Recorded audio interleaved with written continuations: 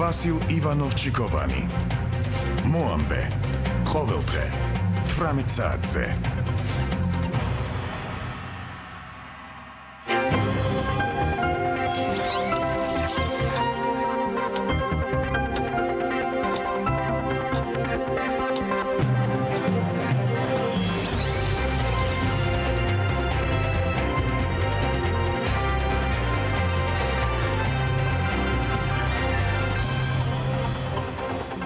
მოგესალმებით, ეთერშია მოამბე 18 საათზე. გამოშვებაში ნახავთ.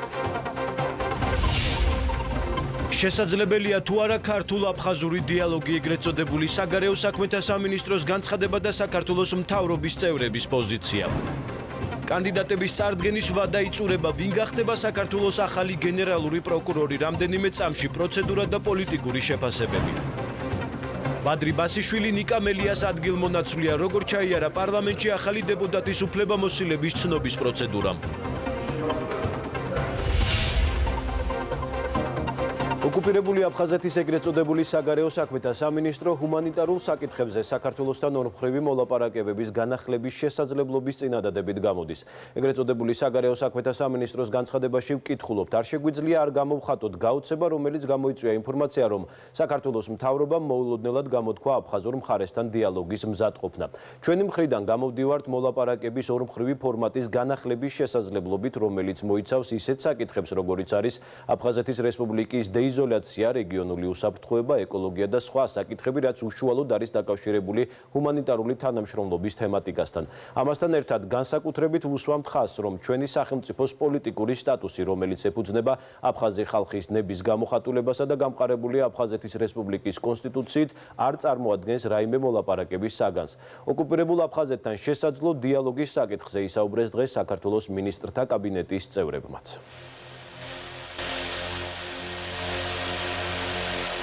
რა თქმა უნდა, ჩვენთვის კრიტიკულად მნიშვნელოვანია მშვიდობა და მოლაპარაკება. რა თქმა უნდა, ჩვენთვის კრიტიკულად მნიშვნელოვანია საოკუპაციო ხაზს ორივე მხარეს საქართველოს მოქალაქეების მდგომარეობა და რა თქმა უნდა, მოლაპარაკებების გარდა სხვა გზა არ არსებობს. ერთ ნაბიჯს ვდგავთ იმისთვის, რომ ეს დიალოგი, კონტაქტები გაფართოვდეს.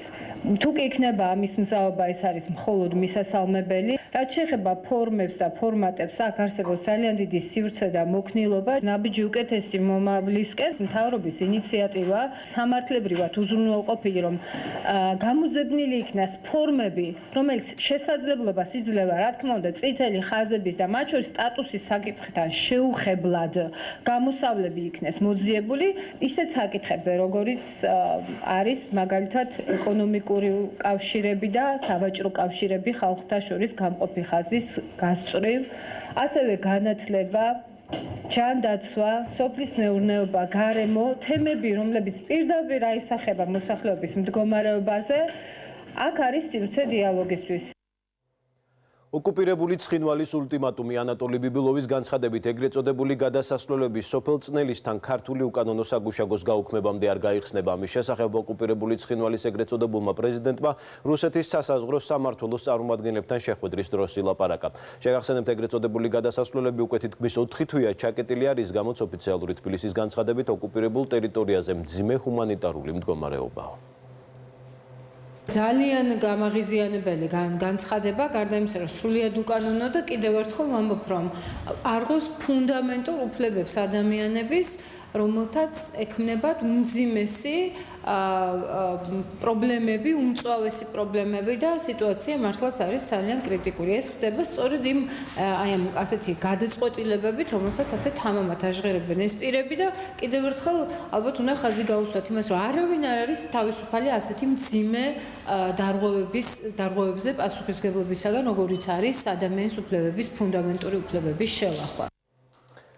რუსეთი იმედოვნებს, რომ შეერთებული შტატები და ნატო შეწყვეტენ საქართველოს წაქეზებას დაუპირისპირდეს რუსეთს. ამის შესახებ რუსეთის საგარეო საქმეთა სამინისტროს ვებგვერდზე განთავსებულ საკითხებშია ნათქვამი, რომელიც რუსეთის საგარეო საქმეთა მინისტრის მოვალეობის შემსრულებელი სერგეი ლავროვის პრესკონფერენციისთვის იყო გამზადებული.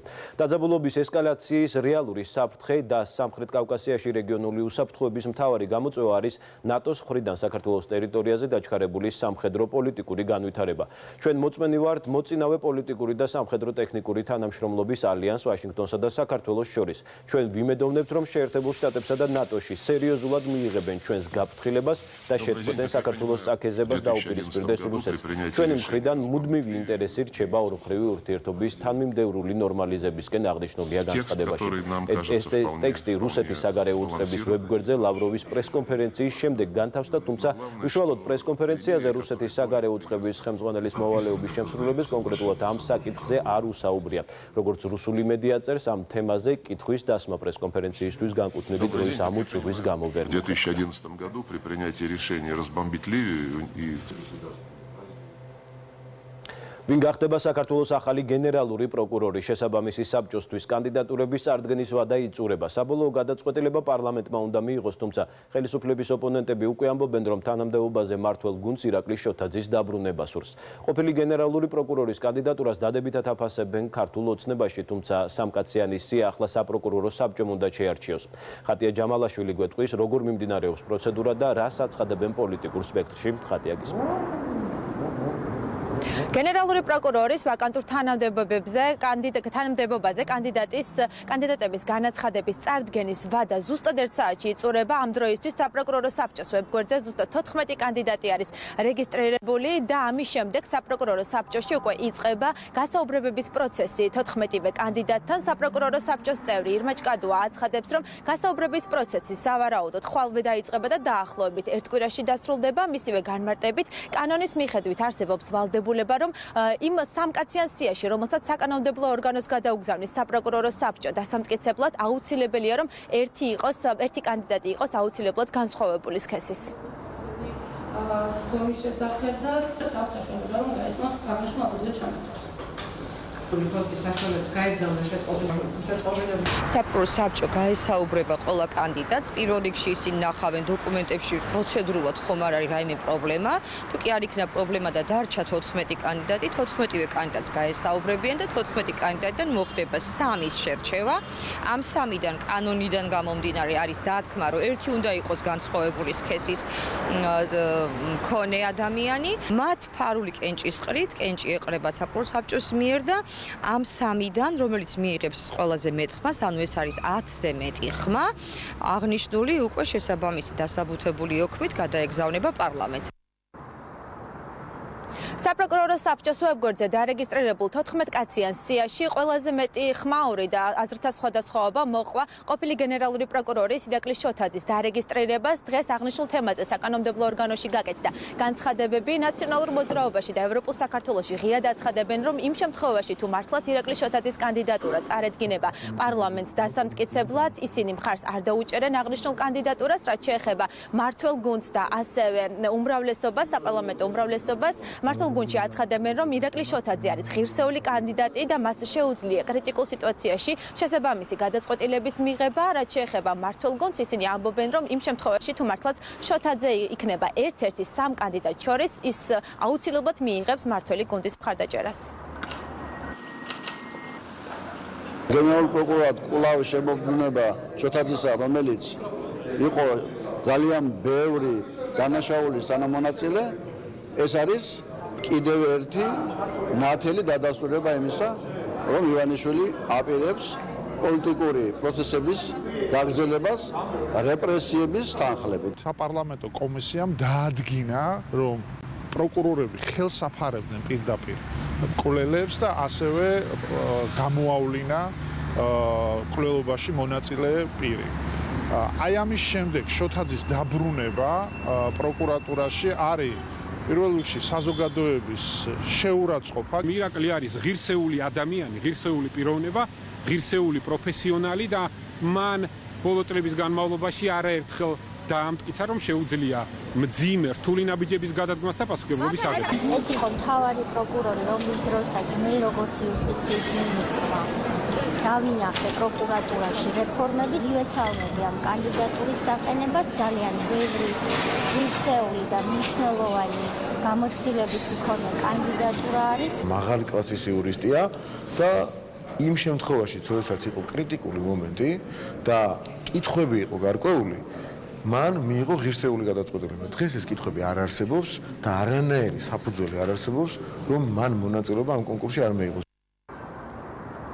გენერალური პროკურორის თანამდებობა მას შემდეგ გახდა ვაკანტური, რაც ყოფილმა გენერალურმა პროკურორმა თადუმაძემ გადაინაცვლა უზენაეს სასამართლოში უვადო მოსამართლედ. ჯერჯერობით უცნობია თუ როდის გაიმართება საკანონმდებლო ორგანოში გენერალური პროკურორის კანდიდატების კენჭისყრა, თუმცა ცნობილია, რომ ახალ გენერალურ პროკურორს საკანონმდებლო ორგანო 6 წლის ვადით დაამტკიცებს.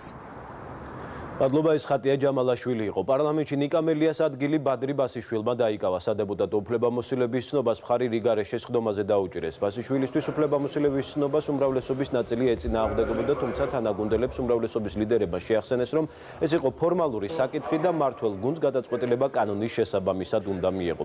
ბადრი ბასიშვილისთვის უფლებამოსილებას მხარი 75 დეპუტატმა დაუჭირა, წინააღმდეგი მხოლოდ 2 იყო, გია გაჩეჩილაძე და ლევან გოგიჩაიშვილი. საპარლამენტო ოპოზიცია კვლავ ბოიკოტის რეჟიმშია და პლენარულ სხდომას არ დასწრებია. დეპუტატების ნაწილი ბადრი ბასიშვილს 2012 წელს კარალეთში მომხდარ ფიზიკურ დაპირისპირებას უკავშირებს, რა დროსაც კახაკალაძესა და ქართული ოცნების სხვა ლიდერებს ქვები ესროლეს. ქართულმა ოცნებამ პასუხისმგებლობა იმდროინდელ ხელისუფლებას დააკისრა. მათი ინფორმაციით, კარალეთში მოწყობილ პროვოკაციას სწორედ ბადრი ბასიშვილი ხელმძღვანელობდა. ეგ იყო ცნობილი ზონდერი, ყველამ კარგად ვიცით. მისი გუნდის წევრები არ აძლევენ ხმას და ქართულ ოცნებამ უნდა გავხადოთ დეპუტატი. რამდენად სწორად მიგაჩნია? რა თქმა უნდა, რომ შემოვა და ნაცმოძრაობის ერთ-ერთი ნამდვილი სახე ბადრი ბასიშვილი აქ იქნება. მე ვკითხავთ მას, რა ვიცი, აგონდება თუ არა კარალეთის დღეები და მე ლურჯმა კამარამ რა ემოციები გამოიწვია მაშინ და ასე შემდეგ, მაგრამ დღეს ჩვენ ფორმალური უფლებამოსილება გვაქვს შესასრულებელი. უპასუხისმგებლობის ზენიტია ის, რომ თავიანთი პარტიული სიით წარმოდგენილი კანდიდატის განხილვაზეც კი არ შემოდიან, რომ რაღაცნაირად ხმა მისცენ და მერე ისევ გადავიდნენ ბოიკოტის რეჟიმში, თუმცა მათი მიზანი კოლეგებო არის ისიც და მე მგონი მთავარი, რომ მოახდინონ პარლამენტის დისკრედიტაცია და აქედან გამომდინარე ჩვენ, როგორც ბატონმა გიამ თქვა, გვაქვს პასუხისმგებლობა როგორც უმრავლესობას, რომ ის ვალდებულებები შევასრულოთ, რაც არის გათვალისწინებული კანონმდებლობით. სოციალურ ქსელ Facebook-ში ტროლებისა და ბოტების მოქმედების თავისებურებებსა და საზოგადოებრივი აზრის ფორმირებაში მათ როლზე კვლევა ჩატარდა. ის სამართლებრივი სისტემების განვითარების კვლევით მათ ცენტრმა, როგორც საქართველოს, ისე მსოფლიოს სხვადასხვა ქვეყნის მაგალითზე ჩაატარა. ორგანიზაციის ხელმძღვანელის გიორგი გაბოძის განცხადებით, კვლევის მიხედვით გამოიკეთა, რომ ტროლებსა და ბოტებს ძირითადად პოლიტიკური მიზნებისთვის იყენებენ. მისივე თქმით, გამოიკვეთა, რომ აღნიშნულ მექანიზმს ძირითადად პარტიები, ქართული ოცნება და ნაციონალური მოძრაობა მიმართავს. კვლევის მიხედვით კონკრეტული გვერდები და პერსონალური ანგარიშები სიძულვილის ენით ინფორმაციის გავრცელებაში გამოირჩევიან. გიორგი განოძის თქმით, აღნიშნული პრობლემის აღმოსაფრულად მნიშვნელოვანია სახელმწიფო უწყებების ჩართულობა. Facebook-ს აქტიურად იყენებენ როგორც პოლიტიკური ორგანიზაციები, ასევე გარკვეული დაინტერესებული ჯგუფები, რომ საზოგადოებრივ აზრზე მოახდინონ ხელოვნური გავლენა, დაჭიროა რომ სახელმწიფომ დროულად მოაგვაროს ეს პრობლემა, რომ საზოგადოებას მიეწოდოს სწორი ინფორმაცია, იცოდნენ როგორ აღმოაჩინონ ტროლი, ბოტი, როგორ გაარჩიონ ისინი ნამდვილი მომხმარებლებისაგან. ეხლა და ეხლა უფრო ვაწყდებით Facebook-ზე თუნდაც ყალბ მედია სააგენტოებს, ყალბ გვერდებსა და მომხმარებლებს, რომლებიც მიზანმიმართულად ავრცელებენ სრულ ინფორმაციას. არ არის გამორიცხული 2020 წლის საარჩევნო პროცესშიც ტროლებისა და ბოტების ბრჭყალებში ფერმები აქტიურად იყვნენ გამოყენებულნი. სამართლებრივი მექანიზმების დახვეწაზე, რა თქმა უნდა, შესაძლებელია უფრო ღრმა ანალიზი ჩატარდეს. ყველაზე პირველი, რასაც ჩვენ ვმუშაობთ, არის, რომ საზოგადოებას თვითონ შეეძლოს თავისი უნარებით და შესაძლებლობებით განასხვაოს, რა არის ყალბი. სამართლებრივი სისტემების განვითარების კვლევითი ცენტრის კვლევას შეფასებები მოყვა პოლიტიკურ სპექტრში. მმართველი გუნდის წევრების განცხადებით, სოციალურ ქსელში ბოტებისა და ტროლების საშუალებით დეზინფორმაციის გავრცელებას ოპოზიციის გარკვეული ჯგუფები ცდილობენ. ოპოზიცია კი საპირისპიროს ამტკიცებს და ანალოგიურ ბრალდებას მმართველ გუნდს უყენებს, არგუმენტად კი Facebook-ის მიერ გაუქმებული გვერდები მოჰყავს. შედეგები ახლებური მეთოდით.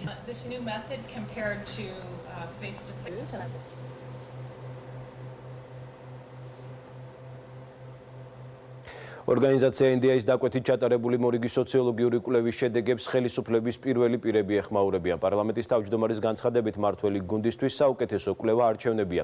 ინდიაის შედეგები კი მისი თქმით საზოგადოების განწყობას ხშირად არ ემთხვევა. პრემიერ-მინისტრის თქმით, ყველა კვლევა ნაცვლად იმისა, რომ დასკვნისა და ანალიზის საფუძველი იყოს პოლიტიკური პროცესის ნაწილი გახდა. და კვლავაც ეს არის შედეგები. სამწუხაროდ სხვადასხვა სახის კვლევები ეს რომ იყოს რაღაც იმის მაგივრად რომ გახდეს გარკვეული დასკვნების და ანალიზის საფუძველი ჩვეულებრივად პოლიტიკური პროცესის ნაწილი გახდა. ამიტომ ამ კვლევებთან დაკავშირებით არაფრის თქმა არ შემიძლია გარდა იმისა, რომ საბოლოო განაჩენს მაინც ამორჩეველი გამოიტანოს. ჩვენთვის საუკეთესო კვლევა არის არჩევნები. სამწუხაროა, რომ ამ კვლევითი ორგანიზაციების შედეგები ძალიან ხშირად არ ემთხვევა საზოგადოების განწყობებს რეალურად, როდესაც ოპოზიციის ერთი ნაწილი ძალადობრივ შეტევას ახორციელებს პარლამენტზე, მეორე ნაწილი სხდომებში არ მონაწილეობს და საკანონმდებლო პროცესს ემიჯნება, მესამე ნაწილი ქიმიურ ნივთიერებებს ასხამს დარბაზში სხდომების ჩასაშლელად. აქ არ უნდა გვიკვირდეს, რომ ჩვენ საზოგადოებას აქვს კრიტიკული დამოკიდებულება სწორედ ასეთი საპარლამენტო პროცესის მიმართ. რატომ არ მოხდა საზოგადოებრივი მოძრაობა ლელო ინდიაის დაკვეთით ჩატარებულ კვლევაში? ბადრი ჯაფარიძის განცხადებით, კვლევის ჩატარების პერიოდში ლელო არ იყო პოლიტიკური ორგანიზაცია და მათ ითხოვეს არ შესულიყვნენ საკვლევი ორგანიზაციების ჩამონათვალში. მისივე თქმით, საკითხი არ უკავშირდება მის ყოფნას კვლევის ჩამტარებელი ორგანიზაცია CRRC-ის მეურვეთა საბჭოში.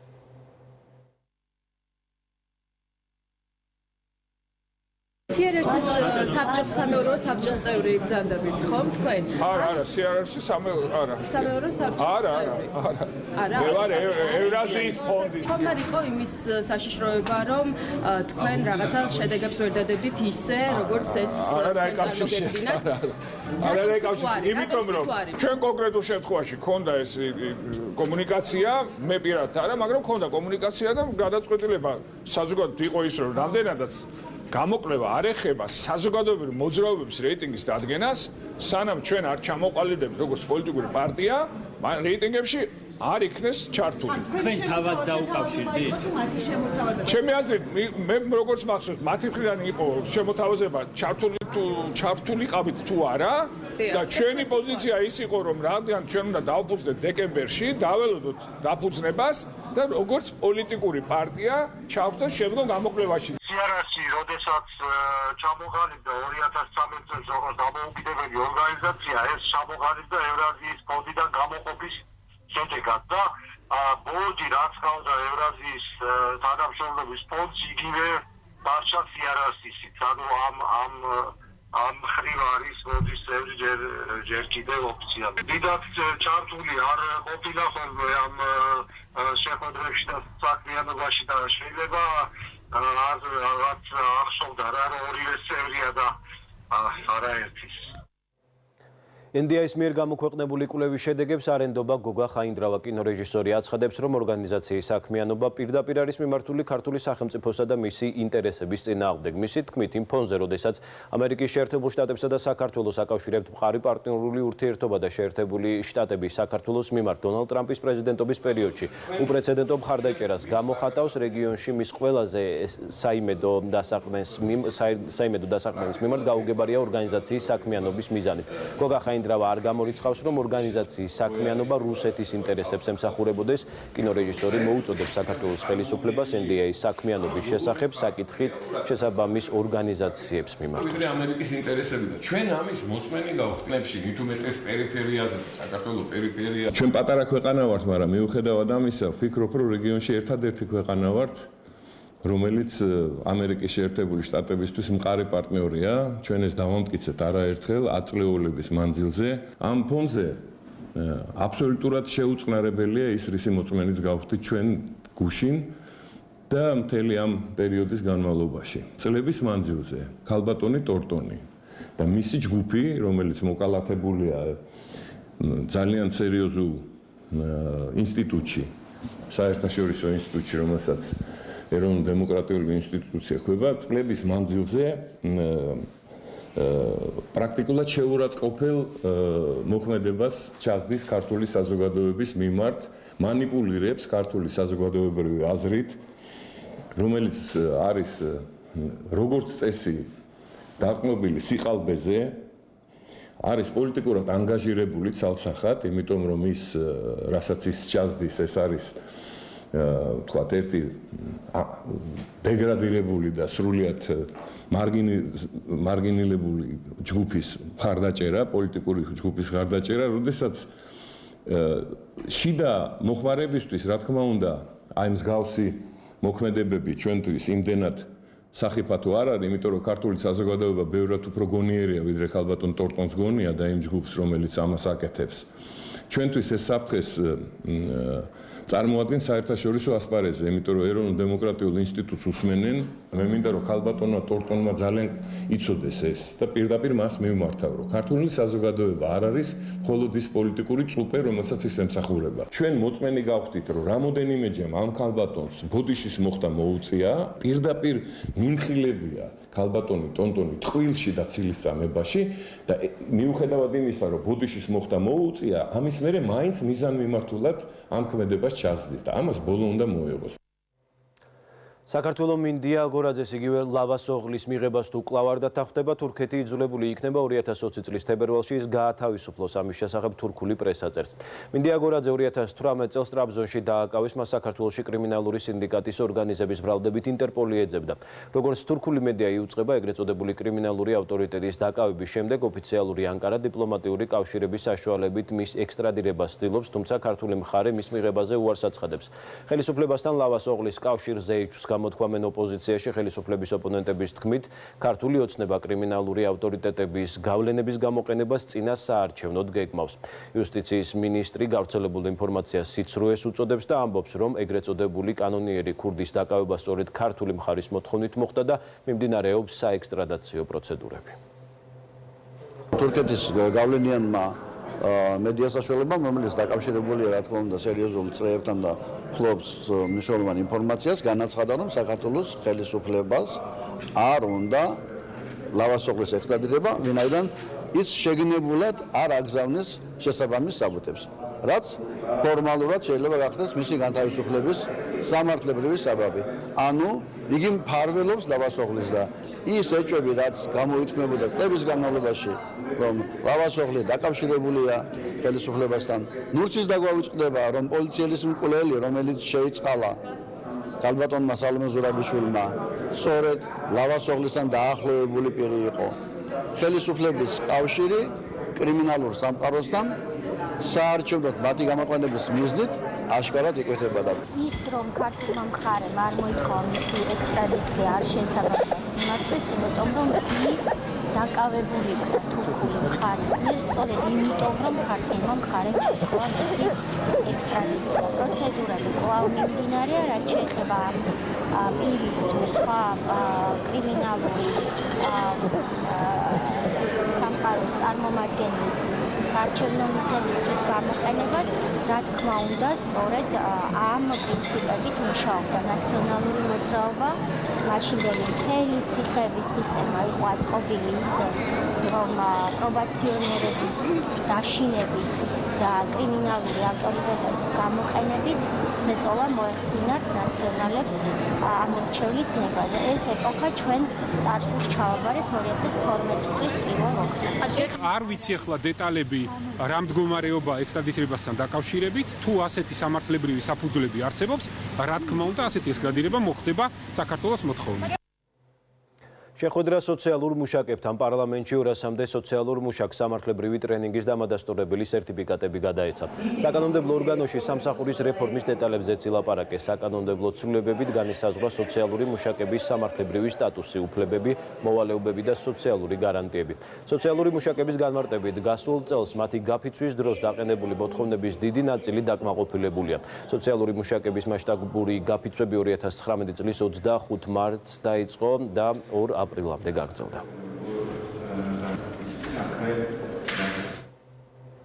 საპროტესტო აქცია ქობულეთის მერიასთან აღმაშენებლის 375 ნომერში მცხოვრები ლალი მანაგაძე მეზობლად მიმდინარე უკანონო მშენებლობის შეჩერებასა და დემონტაჟს მოითხოვს.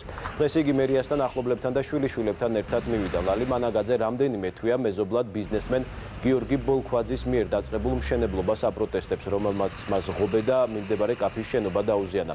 ქობულეთის ზედამხედველობის სამსახურმა ბიზნესმენი უნებართო მშენებლობის გამო 30 დეკემბერს მეორე დააჯარიმა და მშენებლობის შეჩერების მოთხოვნით სააღსრულებლო ბიუროსაც მიმართა, თუმცა ბიზნესმენმა ამის მიუხედავად მშენებლობა არ შეაჩერა. ლალი მანაგაძე და მისი ადვოკატები პასუხისმგებლობას მერიასთან ერთად სააღსრულებლო ბიუროს აკისრებენ. ქობულეთის მერიის ზედამხედველობის სამსახურში კი ამბობენ, რომ პათხით არსებული ყველა ბერკეტი გამოიყენეს უწყებაში, ადასტურებენ, რომ მშენებლობა უკანონოა, თუმცა ამბობენ, რომ მისი შეჩერების მექანიზმი არ აქვს და სააღსრულებლო ბიუროს გადაწყვეტილებას ელოდებიან.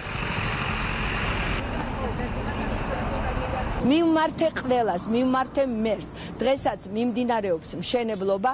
მე რო ჩამოვედი, იყო პირველი სართული, დღეს უკვე მეექვსე სართული აქვს დაწყებული პიროვნებას და მინდა მოვთხოვო ჩემს საქართველოს ის, რომ რა ხდება. რატომ არ ჩერდება უკანონო მშენებლობა? მოქალაქემ არ შეაჩერა მშენებლობა, შესაბამისად 30 დეკემბერს ისევ დაჯარიმდა შეჩერებაზე კანონის შესაბამისად. შემდეგაც აღნიშნული საქმე შეჩერების ნაწილში გადაიგზავნა სააღსრულებო ბიუროში, იზოლების წესის შეჩერების ნაწილში. კანონის შესაბამისად ზედამხედველობის სამსახურში ყველა მაქსიმალურად გამოყენებულია ყველა ის ღონისძიება, რასაც კანონი ავალდებულებს ამ ეტაპზე. გარდაბანში 230 მეგავატი დადგმული სიმძლავრის მქონე ახალი თბოელექტროსადგური გაიხსნა. ეს პირველი სადგურია საქართველოში, რომელიც ინოვაციური ეგრეთ წოდებული ნულიდან გაშვების ფუნქციითაა აღჭურვილი, რაც საგანგებო მდგომარეობის შემთხვევაში ქვეყნის ელექტროსისტემაში დროის მოკლე პერიოდში სისტემისთვის ელექტროენერგიის მიწოდებას გულისხმობს. კომბინირებული ციკლის ახალი ენერგოეფექტური თბოელექტროსადგური ორჯერ უფრო ნაკლებ ბუნებრივ აირს მოიხმარს, ვიდრე ძველი ენერგობლოკები. თბოელექტროსადგური ელექტროენერგიის გენერაციის მიმდინარე წლის ზამთრის სეზონისთვის სრული მოცულობით უზრუნველყოფს. გახსნის ცერემონიას ხელისუფლების პირველი პირები დაესწრნენ. საქართველოში შეერთებული შტატების ახალმა ელჩმა კელი დეგნანმა ფიცი დადო. ინფორმაცია შტატების სახელმწიფო დეპარტამენტი ავრცელებს. ფიცის დადების ცერემონიალს შეერთებული შტატების სახელმწიფო მდივნის მოადგილე და შტატებში საქართველოს ელჩი დაესწრნენ. თეთრმა სახლმა საქართველოში შეერთებული შტატების ელჩის თანამდებობაზე კელი დეგნანი სექტემბერში წარადგინა, სენატმა კი ის დეკემბერში დაამტკიცა. ჩემთვის განსაკუთრებული პატივია, რომ საქართველოში ამერიკის შეერთებული შტატების ელჩად შემარჩიეს. ეს არის ქვეყანა, რომელიც იზიარებს ამერიკის სიყვარულს თავისუფლებისა და დემოკრატიისადმი. ამერიკის მსგავსად საქართველომაც იბრძოლა დამოუკიდებლობის მისაღწევად. ეს რთულად მოპოვებული დამოუკიდებლობა რუსეთის გამო საფრთხის ქვეშ რჩება. ახლა ერთად ვიბრძვით ნატოს მტკიცე მხარდაჭერის მისიაში, რათა დავეხმაროთ ავღანელებს დაიცვან თავიანთი თავისუფლება და ააშენონ თავიანთი დემოკრატია. ამერიკელთა მსგავსად ქართველებს სურთ ბიზნეს საქმიანობის გაფართოება, სამართლიან არჩევნებში ხმის მიცემა, პასუხისმგებლიანი მედიის მოსმენა, აღსარებლობის თავისუფლება და შვილების ისეთ ქვეყანაში გაზრდა, სადაც კანონი უზენაესია. დარწმუნებული ვარ, რომ კიდევ ბევრ მსგავსებას ვნახავ ქართველებსა და ამერიკელებს შორის, რაც უფრო დიდხანს ვიცხოვრებ იქ. მე ასევე მოწადინებული ვარ გაგრძელდეს ამერიკის მტკიცე თანამშრომლობა საქართველოსთან, მათ შორის დემოკრატიის განვითარების, ვაჭრობის, კეთილდღეობისა და უსაფრთხოების კუთხით. ერთობლივი წვრთნებითა და სწავლებებით ჩვენ ვაძლიერებთ საქართველოს უნარს დაიცვას საკუთარი საზღვრები. ეს საქართველოს სუვერენიტეტისა და ტერიტორიული მთლიანობის მხარდაჭერისადმი ამერიკის მტკიცე ერთგულების მნიშვნელოვანი მაჩვენებელია. ქართველებმა ყოფილი საბჭოთა რესპუბლიკა აქციეს ფუნქციურ, დემოკრატიულ სახელმწიფოდ. ეს პატარა საქმე არ არის. საქართველომ შთამბეჭდავ პროგრესს მიაღწია ბიზნესის კეთების სიმარტივით, კორუფციასთან ბრძოლითა და დემოკრატიის მხარდასაჭერად აუცილებელი ინსტიტუტების მშენებლობით. ამჟამად აქცენტი სისტემებისა და კანონების განხორციელებასა და აღსრულებაზეა, რათა გარანტირებული იყოს თანასწორობა, სამართლიანობა და გამჭვირვალობა. წლევანდელი საპარლამენტო არჩევნები მნიშვნელოვანი შესაძლებლობაა ქართველებისთვის აჩვენონ მსოფლიოს, რომ ის პროგრესი, რომლისთვისაც ამდენი იშრომე შეუქცევადია, მოუთმენლად ველი საქართველოს მთავრობასა და სამოქალაქო საზოგადოებასთან თანამშრომლობას თავისუფალი და სამართლიანი საარჩევნო პროცესის მხარდასაჭერად. უკრაინის პრეზიდენტმა ძალოვანი უწყებების ხელმძღვანელ პირებს ქვეყნის პრემიერ-მინისტრის უკანონო მოსმენა შეეჭვმიტანილი პირების გამოსავლენად ორკვირიანი ვადა მისცა. ინფორმაციას უკრაინის პრეზიდენტის პრესსამსახური ავრცელებს. პრეზიდენტმა ასევე გასცა განკარგულება 2 კვირის ვადაში შემუშავდეს ზომები მსგავსი ინციდენტების პრევენციისთვის. 15 იანვარს ინტერნეტში გავრცელდა ჩანაწერი, რომელშიც უკრაინის პრემიერ-მინისტრის ხმით მოსაუბრი ადამიანი აცხადებს, რომ ის ეკონომიკაში ვერ ერკვევა და ასევე პრეზიდენტიც არაკომპეტენტურია ეკონომიკურ საკითხებში. ჩანაწერის გავრცელების შემდეგ უკრაინის პრემიერ-მინისტრმა ალექსანდრ გონჩარუკმა პრეზიდენტს თანამდებობიდან გათავისუფლების შესახებ განცხადებით მიმართა. სომხეთში არსებობს ტელეკომპანიები, რომლებიც კორუფციონერებს ეკუთვნით. ეს განცხადება ნიკოლ ფაშინიანმა მთავრობის ხდომაზე გააკეთა. მისივე თქმით, აუცილებელია სომხური მედია საშუალებების მფლობელების სახელების საზოგადოებისთვის ცნობილი გახდეს. მისივე განცხადებით ამ ტელეკომპანიების არსებობის გამო ხალხი მთავრობას აკრიტიკებს. ეს ინფორმაციული ომი, რომელიც ჩვენი მთავრობისა და ხალხის წინააღმდეგ მიმდინარეობს, გვეხმარება ჩვენი მუშაობის გაუმჯობესებაში. გამოდივარ წინადადებით, რომ ამ ტელეკომპანიებს შესაბამისი სახელი დაერქვას და რეალური ლოგოები ჰქონდეთ, განაცხადა ნიკოლ ფაშინიანმა.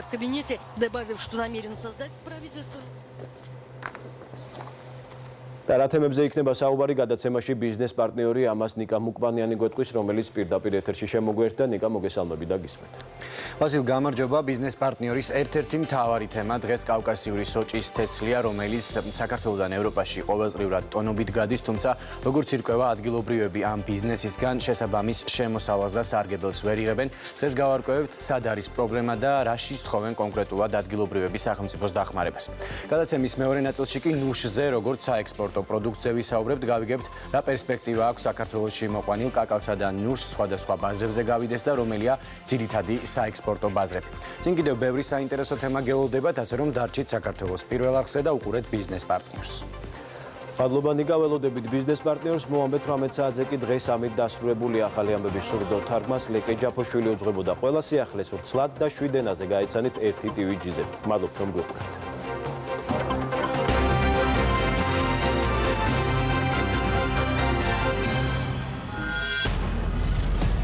თქვენ გაქვთ უფლება იცოდეთ სიმართლე.